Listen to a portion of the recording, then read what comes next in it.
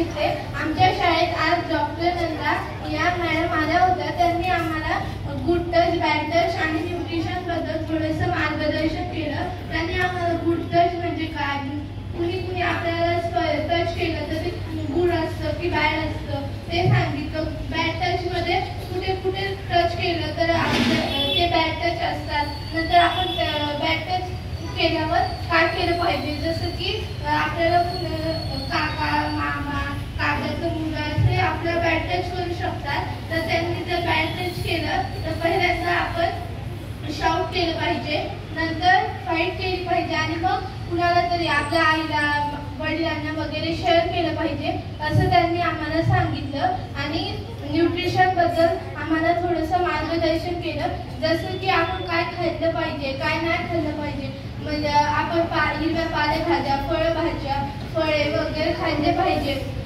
पालेभाज्या काही आपल्याला आवडत नसतील तर त्यांचे आपण पराठे, पुरी असं बनवून खाल्ले पाहिजे, कारण ते आपल्या पोटात जाणं खूप आवश्यक असतं। आणि तळलेले पदार्थ, वडापाव, पिझ्झा वगैरे नाही खाल्लं पाहिजे, कारण ते आपल्या हेल्थसाठी चांगलं नसतं असं त्यांनी आम्हाला सांगितलं। धन्यवाद।